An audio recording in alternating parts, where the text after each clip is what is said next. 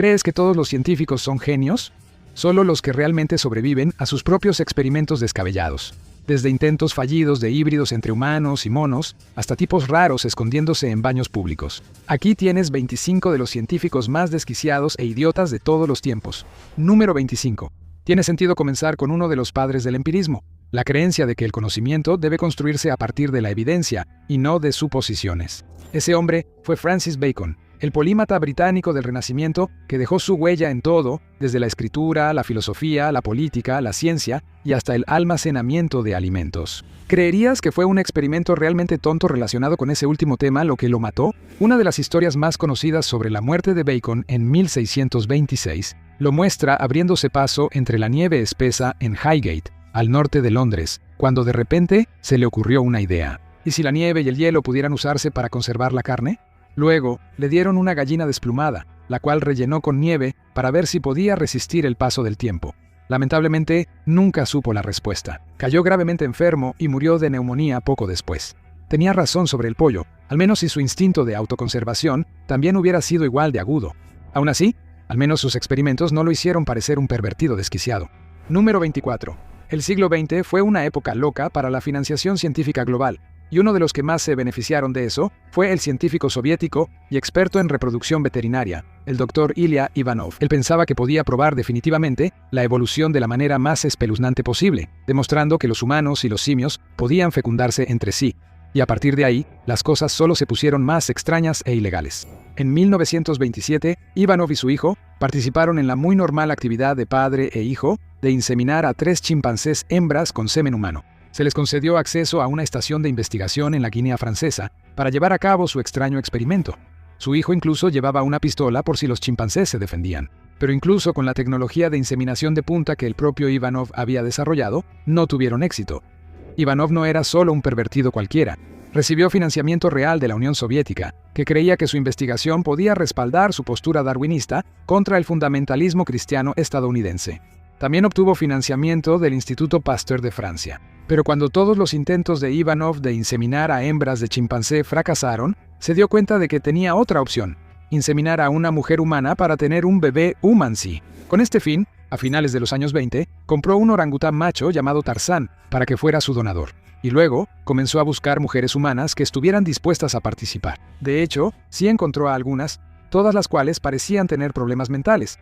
Sin embargo, Tarzán murió de una hemorragia cerebral antes de que el experimento pudiera llevarse a cabo. Los retorcidos sueños del Dr. Ivanov llegarían a su fin cuando Stalin decidió que, después de todo, no quería ningún humansí, y luego lo envió al Gulag como parte de una purga científica.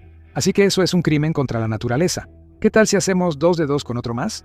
Número 23. ¿Y si pudieras ser tan inteligente como Albert Einstein y todo lo que necesitarías hacer es comer su cerebro? No es una idea que suela surgir fuera de hospitales psiquiátricos de alta seguridad. Pero la idea de la memoria comestible se volvió la obsesión de un grupo de científicos desorientados que estudiaban planarias a mediados del siglo XX. James McConnell había realizado experimentos para demostrar que las planarias, una de las formas de vida más simples que tienen neuronas en el reino animal, podían formar recuerdos con éxito. Eso fue cuando él era solo un estudiante en los años 50, pero ahora, como científico adulto, estaba listo para hacer cosas realmente extrañas con eso. Mientras otros científicos asumían correctamente que había perdido la cabeza, él comenzó a afirmar que sus experimentos demostraban que la memoria no estaba contenida en las sinapsis del cerebro, sino que estaba codificada químicamente dentro de las moléculas de ARN en cada célula, lo que significa que tus recuerdos están tan presentes en tu pie como en tu cerebro. Y fue entonces cuando las cosas se volvieron aterradoras. Con su creencia de que la memoria estaba presente en todo el tejido, le enseñaba un truco a una planaria y luego la cortaba en pedazos y alimentaba con esos pedazos a otra planaria. Esto provocaría, o al menos eso afirmaba él, que la inteligencia se transfiriera. Por supuesto, McConnell sí recalcó que la transferencia de memoria probablemente no sobreviviría a la acidez del sistema digestivo humano. Pero en ese punto, él estaba perdiendo de vista lo importante por enfocarse en los detalles. Nada de esto tenía sentido ni validez científica. Lamentablemente, McConnell pasó de ser un científico prometedor a convertirse en el hazmerreír, publicando su propia revista científica, semi-satírica, The Worm Runner's Digest, para compartir sus teorías disparatadas. McConnell realmente no dejó una huella en la historia de la ciencia. Nuestra siguiente científica definitivamente lo hizo, y todo lo que le costó fue su vida. Número 22. Es innegable que la actitud práctica de Marie Curie hacia la investigación es la razón por la que hoy conocemos algunos elementos radiactivos, como el radio y el polonio. También es innegable que, a pesar de convertirse en una de las pocas personas en la historia en ganar premios Nobel en dos ciencias diferentes, la investigación revolucionaria de Marie Curie tuvo un costo personal devastador. Los mismos materiales radiactivos que la hicieron famosa finalmente contribuyeron a causar su muerte. Ella falleció el 4 de julio de 1934 a causa de una anemia aplásica que fue provocada directamente por la cantidad de radiactividad a la que estuvo expuesta a lo largo de su vida. La radiación había hecho que su médula ósea no pudiera producir más células sanguíneas, lo que llevó a una muerte dolorosa. Su exposición a la radiación fue tan grave que tuvo que ser enterrada en un ataúd forrado de plomo por seguridad del terreno mismo y de todos a su alrededor. Incluso más de un siglo después de sus experimentos más famosos, gran parte del equipo que utilizó sigue siendo peligrosamente radiactivo hoy en día. El avance científico ciertamente cobra muchos mártires, pero como en el caso de nuestro siguiente científico, algunas de esas muertes son trágicamente evitables. Número 21. La investigación del científico soviético Alexander Bogdanov ha salvado millones de vidas, solo que no la suya propia. Todo fue gracias a algunas creencias extrañas y excéntricas de uno de los más grandes pioneros de la transfusión sanguínea en la historia. Bogdanov fue otro clásico hombre del Renacimiento. Fue un revolucionario bolchevique, escritor de ciencia ficción a tiempo parcial, médico y filósofo. Pero fueron sus innovaciones en la tecnología de transfusión sanguínea las que tanto añadirían su nombre a las páginas de la historia como lo pondrían sobre una mesa de la morgue. En 1928 se asoció con un estudiante de 21 años que estaba muriendo de tuberculosis y malaria y decidió realizar una transfusión de sangre con el estudiante. Fue un éxito, al menos según Bogdanov. La sangre joven del estudiante rejuvenecería su cuerpo envejecido, y como Bogdanov, por alguna razón, creía que su sangre era inmune a la tuberculosis, pensaba que su sangre, a su vez, curaría al estudiante. Obviamente, esto no funcionó, y Bogdanov murió de forma completamente evitable cuando tenía más de 50 años debido a una reacción hemolítica aguda por transfusión. Irónicamente, el estudiante se recuperó por completo, así que tal vez sí tenía sangre mágica después de todo, así como nuestro siguiente científico pensaba que tenía una voz mágica.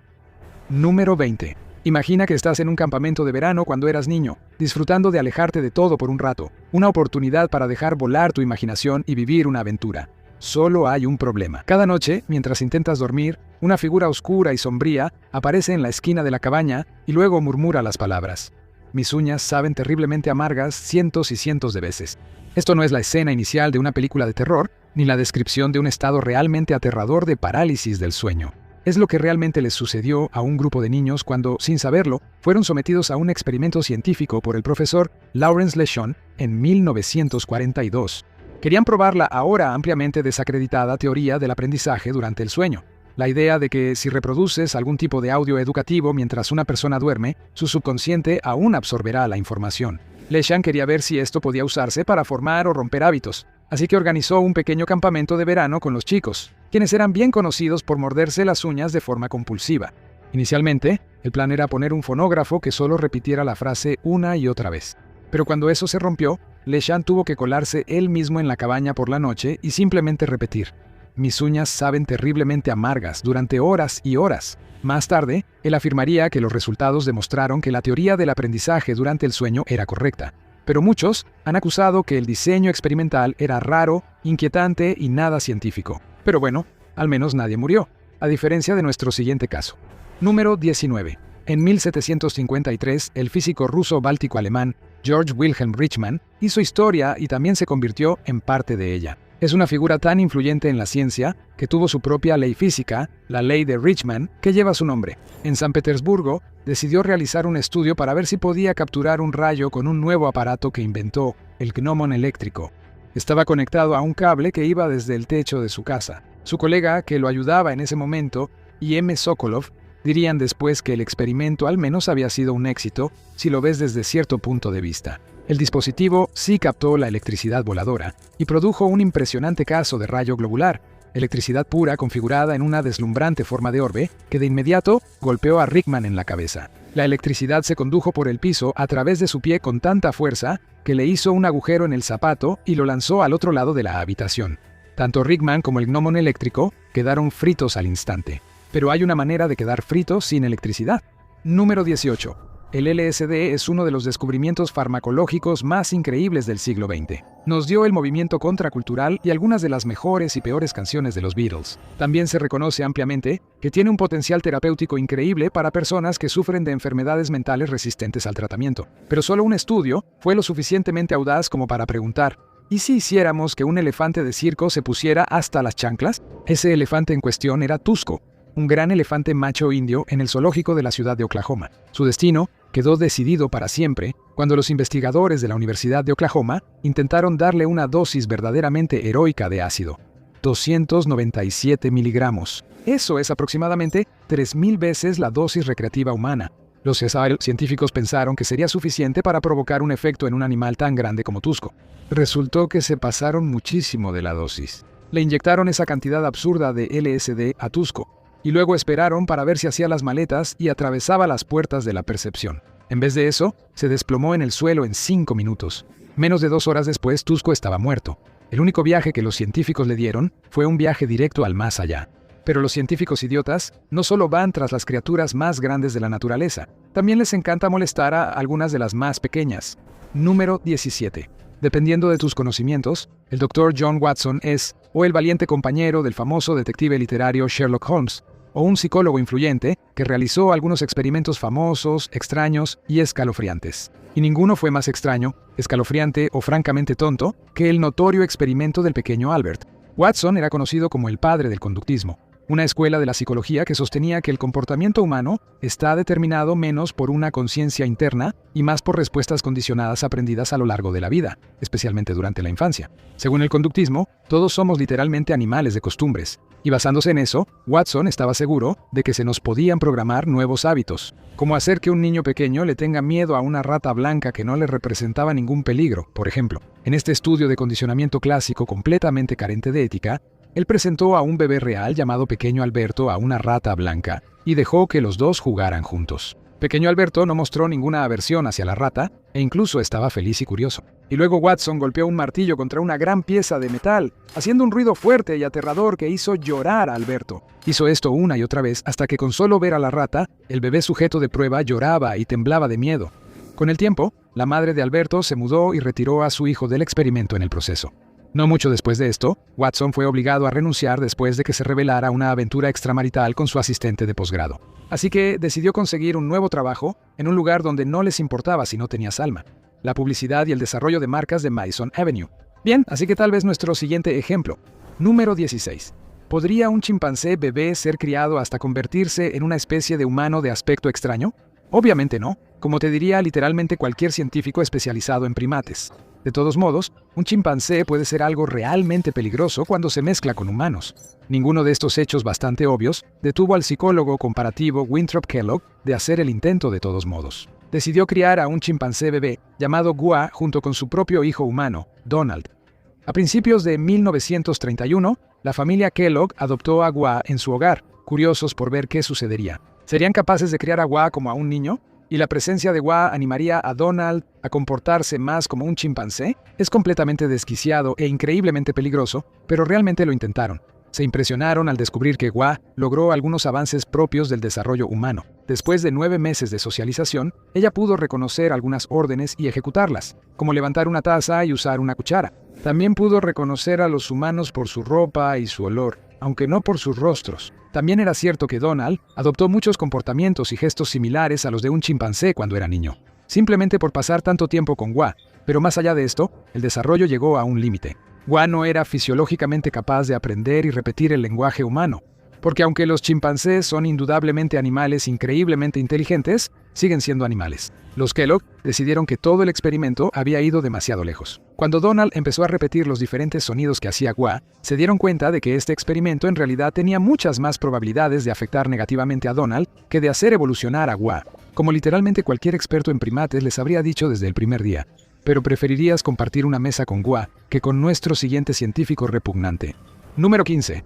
Stubbs Firth era un científico con un nombre extraño y una razón aún más extraña por la que se hizo famoso. Quería demostrar que la fiebre amarilla no podía transmitirse como una infección de persona a través de fluidos corporales. Su manera de demostrarlo fue exponiéndose a la mayor cantidad posible de estos fluidos corporales. Unos años después de que el brote de fiebre amarilla de 1793 devastara Filadelfia, comenzaron los experimentos de Firth. Comenzó haciendo incisiones quirúrgicas en sus brazos y luego vertiendo directamente en las heridas el vómito de pacientes con fiebre amarilla. Cuando Firth no contrajo fiebre amarilla, no se consideró afortunado ni dejó de hacer cosas como esta. En cambio, decidió redoblar, triplicar y cuadruplicar sus esfuerzos de las formas más viles imaginables.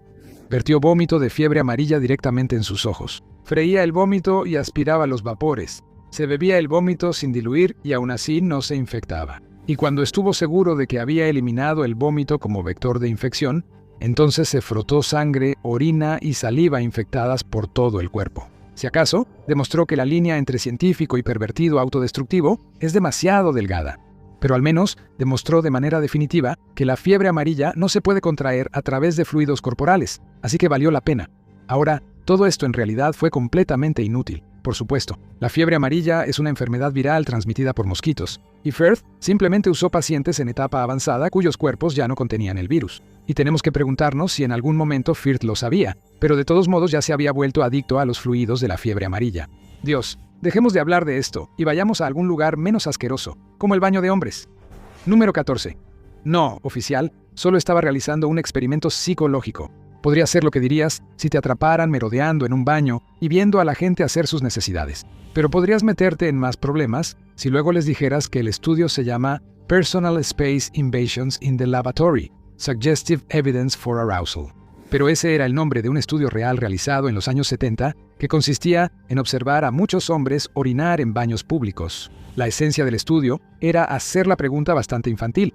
¿Les toma más tiempo a los hombres orinar cuando se sienten apretados en un baño compartido? Y para lograr esto, observaron en secreto mientras personas que trabajaban para ellos acorralaban a los participantes sin saberlo en los urinarios. Luego midieron el tiempo que le tomaba a cada una de estas personas comenzar a orinar en el urinario, dependiendo de si había gente cerca de ellos o no. La comunidad científica condenó ampliamente este estudio por ser raro, asqueroso y en gran parte inútil. Pero si esta es una pregunta que siempre te ha inquietado, supongo que ahora puedes dormir tranquilo sabiendo que sí, es más difícil orinar cuando tienes miedo escénico. Hablando de las grandes preguntas de la vida, número 13, ¿cuánto pesa tu alma?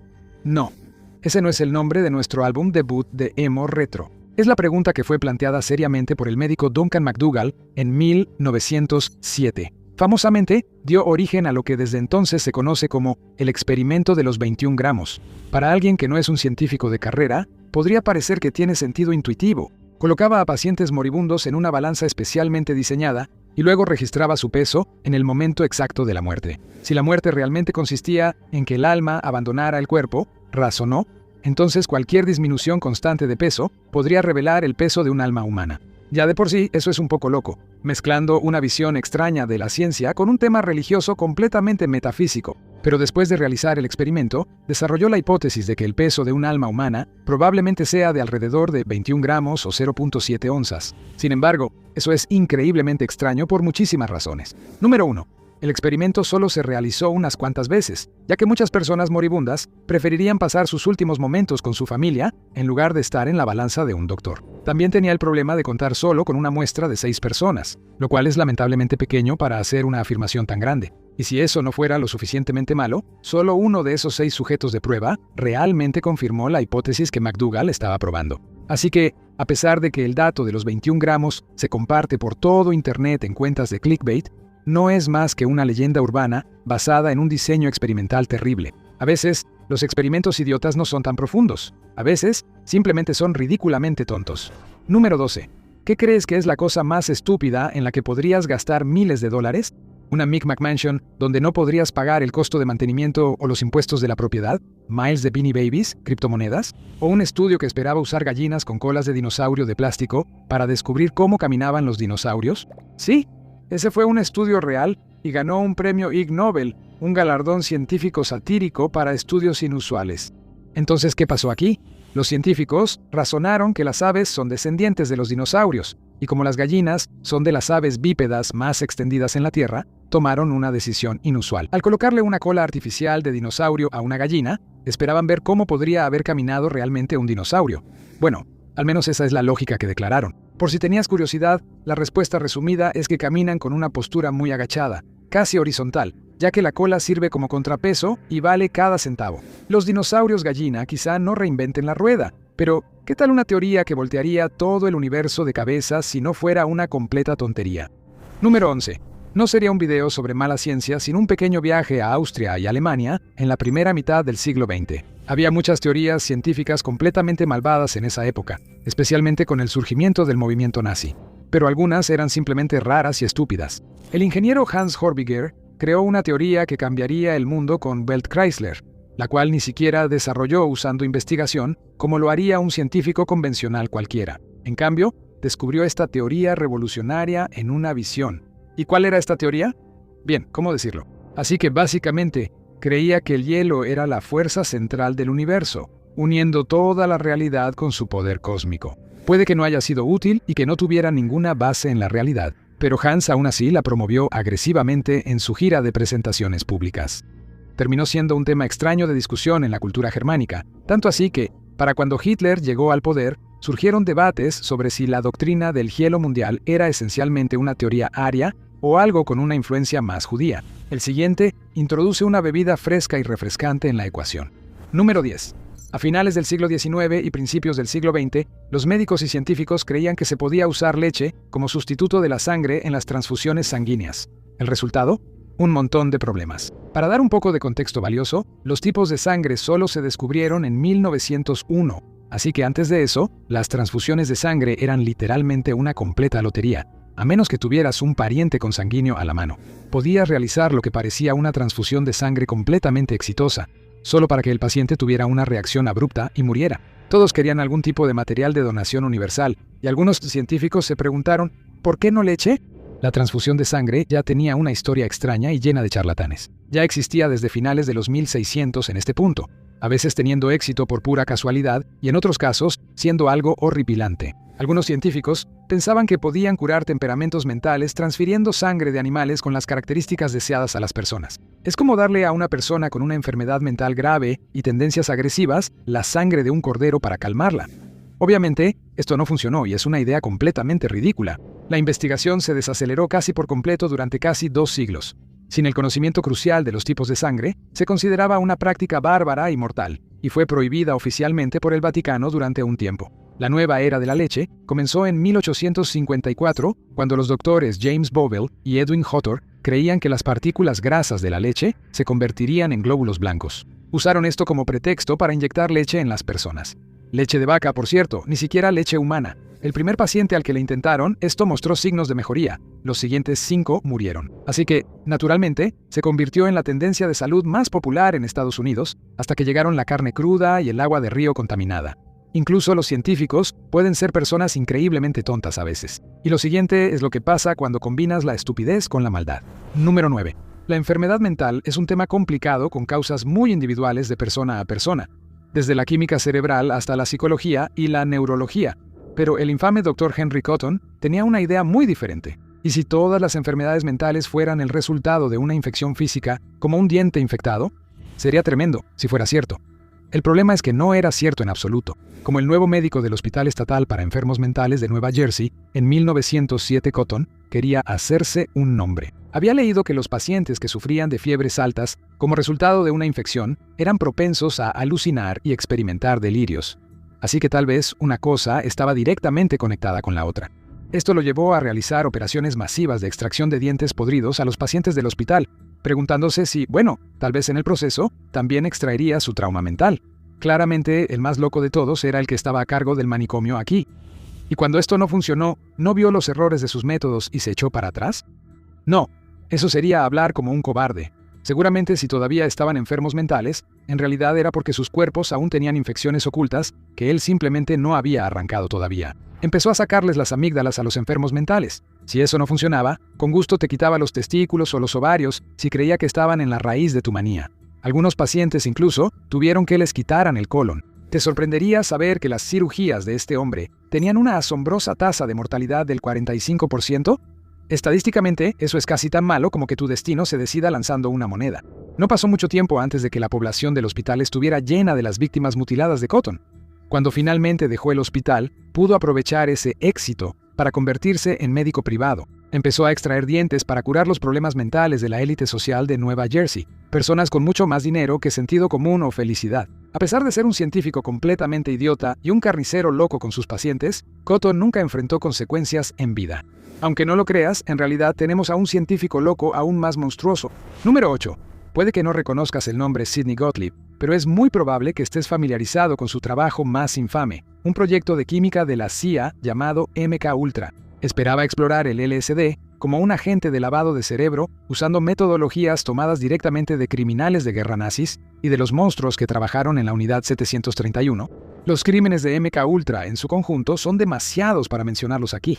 Basta con decir que el proyecto fracasó en todos sus objetivos científicos, dejando tras de sí un rastro de miseria humana y muerte. Pero una de las formas más extrañas en las que Sidney Gottlieb era simplemente un científico basura total era su costumbre de drogar sin más a sus colegas de la CIA con LSD solo para ver qué pasaba. Una de las víctimas más desafortunadas de esto fue el compañero de trabajo de Sidney Gottlieb, Frank Olson. Frank Olson fue uno de los primeros científicos asignados a los laboratorios secretos de guerra biológica de Estados Unidos en Fort Detrick, en Frederick, Maryland, durante la Segunda Guerra Mundial. Esto más tarde lo pondría en rumbo de colisión con Sidney Gottlieb, quien drogó su bebida durante una salida de la empresa. Esto resultó en que Olson tuviera una vergonzosa crisis nerviosa frente a todos sus colegas. Esto inició una espiral descendente para Olson, ya que la paranoia y las preocupaciones profesionales lo llevaron efectivamente a la locura, culminando en su aún controvertida caída fatal desde la ventana de un hotel en 1953. Nada en el experimento de Gottlieb estaba dentro de los límites de la ética o el método científico. Fue solo sadismo sin sentido, disfrazado con el abrigo de la ciencia para una fiesta de disfraces. Aquí hay un dato curioso que probablemente nunca hayas escuchado antes, incluso si también te fascina el caso MK-Ultra. Después de que el proyecto colapsó y Gottlieb se retiró a la vida civil, decidió dedicarse a una profesión totalmente nueva. Gottlieb, quien fue tartamudo toda su vida, obtuvo certificaciones en terapia del habla y pasó la mayor parte del resto de su vida como terapeuta del habla en escuelas secundarias y preparatorias. Debe haber sido una locura recibir terapia del habla del científico loco más infame de Estados Unidos. Esperemos que fuera mejor y más ético en eso que en la química. Número 7. Es raro pasar el rato con tu mejor amigo científico y torturarse los testículos mutuamente por el avance del conocimiento humano. Sea raro o no, dos científicos llamados Herbert Bullard y Edward Carmichael hicieron exactamente esto en 1933. Se unieron para poner pesas en los testículos del otro con el fin de averiguar cómo se sentía y qué significaba para la ciencia. Ya sabes, cosas de hombres. Y no te preocupes, mientras apilaban las pesas, a veces también inyectaban anestésicos locales en sus testículos. Juramos que este es un estudio real y no solo una extraña ficción BDSM que inventamos para el video. ¿Valió la pena al final? ¿Quién puede decirlo, realmente? Al menos tienes que respetar a las personas que están dispuestas a lastimarse los testículos por el conocimiento. Mejor ellos que nosotros. Número 6. Jack Parsons fue una de las personas más extrañas de esta lista. No solo fue un brillante científico especializado en cohetes, que fue pionero en el combustible sólido, también fue un aprendiz de mago sexual del ocultista Aleister Crowley. Tenía su propia logia mágica en Los Ángeles, donde se juntaba con un grupo de excéntricos que compartían sus creencias religiosas poco comunes. Esos pasatiempos extraños terminaron impactando sus actividades científicas de muchas maneras curiosas. Con el tiempo, Parsons se adentró más en sus estudios ocultistas, formando una relación con el futuro fundador de la cienciología, L. Ron Hubbard, e intentando traer al anticristo al mundo. Hasta que Hubbard se fugó con la cuñada de Parsons y la mayor parte de su dinero. Cuando su vida se vino abajo, cometió errores tontos de juicio que le hicieron perder sus autorizaciones de seguridad, lo que a su vez le hizo perder la oportunidad de obtener contratos gubernamentales de desarrollo de cohetes. Pero el final más triste para la historia de Jack Parsons llegó con el manejo descuidado de fulminato de mercurio. Parsons sucumbió a sus heridas apenas 37 minutos después de la explosión. La noticia fue tan repentina y brutal que literalmente mató a su madre el mismo día. Hasta el día de hoy, circulan rumores sobre si esto realmente fue un accidente o una tapadera para un intento de asesinato. Pero Parsons, a pesar de su genialidad, fue una persona desordenada toda su vida. ¿Por qué esto sería diferente? Número 5. Casi todos los que están interesados en experimentos psicológicos se han topado con el experimento de la prisión de Stanford en algún momento. En ese experimento, al psicólogo Philip Zimbardo convertir a estudiantes universitarios comunes en prisioneros y guardias dentro de una prisión simulada. Lo que siguió fue un rápido descenso hacia la crueldad, la humillación y el abuso, ya que los participantes empezaron a adoptar los roles que se les asignaron. Durante décadas, el estudio se ha citado como evidencia de que, bajo las circunstancias adecuadas, casi cualquier persona puede ser llevada a comportarse de maneras que nunca habría creído posibles en sí misma. Y científicamente es una completa basura. Como muchos estudios icónicos, los métodos de investigación en este estudio dejan mucho que desear y muestran que Zimbardo realmente forzó las cosas para llegar a muchos de sus resultados. Zimbardo entrenó a sus guardias para que fueran especialmente brutales e impuso reglas y directrices que los animaban a ser aún más deshumanizantes. La crueldad de los guardias fue ensayada y practicada de antemano, mientras que los prisioneros fueron lanzados sin preparación. Tanto los prisioneros como los guardias no respondieron de manera uniforme, lo que va en contra de la idea de que existía algún patrón real aquí, más allá de los que Zimbardo quería ver. Así que al final, no prueba la oscuridad que se esconde en el corazón humano. Solo prueba que una historia retorcida puede suceder cuando la inventas y manipulas los datos después. Número 4. Aquí hay un pequeño anuncio de servicio público de The Infographics Show.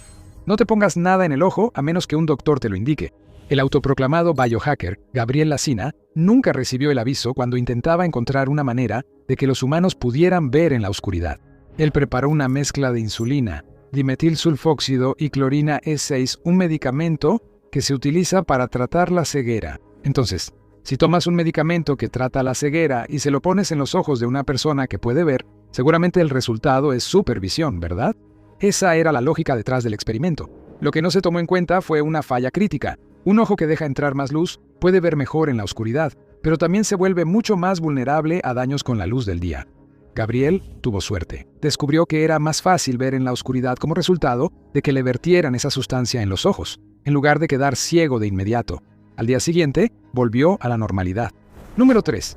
Casi parece una broma cruel llamar idiota a Joseph Barcroft, cuando en realidad es uno de los científicos más extremos que han existido. Pero realmente solo decimos eso porque sobrevivió. Y cuando haces ese tipo de cosas absolutamente desquiciadas que hizo Barcroft en la búsqueda del conocimiento humano, sobrevivir es una completa improbabilidad estadística. Barcroft trabajó con el ejército en el estudio de la oxigenación y la sangre. Fue especialmente útil en la Primera Guerra Mundial, cuando las armas químicas estaban causando estragos en el ejército británico. Porque aunque a los británicos les puede gustar la mostaza, no les gusta el gas mostaza. Barcroft tomó el toro por los cuernos y entró directamente en una cámara llena de cianuro de hidrógeno, exponiéndose directamente. Permaneció allí durante 10 minutos completos, sobreviviendo a una cámara de gas antes de salir y continuar con su investigación. Con el fin de estudiar más a fondo la circulación sanguínea, también se encerró dentro de un congelador hasta que tuvo hipotermia y se desmayó. Pero eso parece un chiste total, comparado con su hazaña experimental más loca de todas. Pasar una semana entera dentro de una cámara de bajo oxígeno para estudiar sus efectos en el cuerpo. Después de salir vivo de la cámara, su piel estaba de un azul brillante. Los experimentos de Barcroft eran completamente una locura, pero no se le puede llamar exactamente un idiota porque, bueno, sobrevivió. Nuestros dos últimos científicos, no tuvieron tanta suerte con sus experimentos impactantes y peligrosos. Número 2.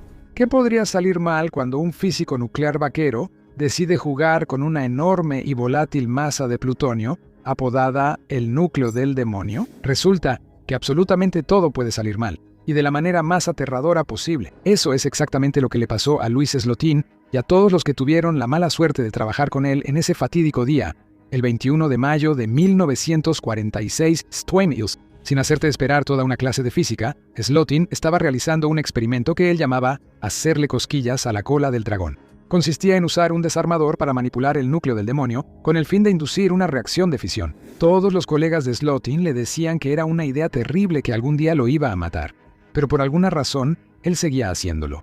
Todo esto llegó a un punto crítico durante el accidente de criticidad, cuando se le cayó el desarmador y provocó que el deflector superior cubriera completamente el núcleo, bañando a todos en la habitación con dosis titánicas de radiación mortal. Slotin moriría 9 días después con un dolor horrible. Todo porque no pudo seguir el consejo que todos le daban sobre esa cosa increíblemente peligrosa que seguía haciendo para verse genial. Número 1. ¿Hasta dónde llegarías para ganar una discusión? Si sientes que pondrías un límite en dejarte devorar vivo por insectos hasta morir, entonces te faltan las convicciones morales del Dr. Jesse William Lazier.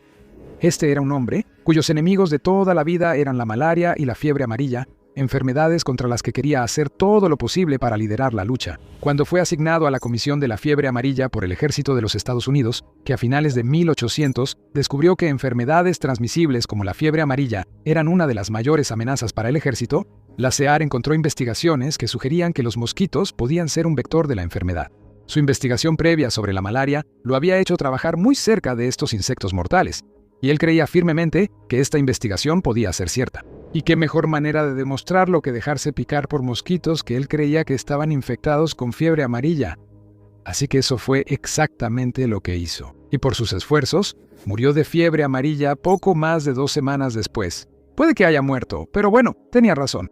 Ahora ve a ver. 12 científicos estadounidenses han desaparecido o muerto. ¿Qué está pasando? O mira esto en su lugar.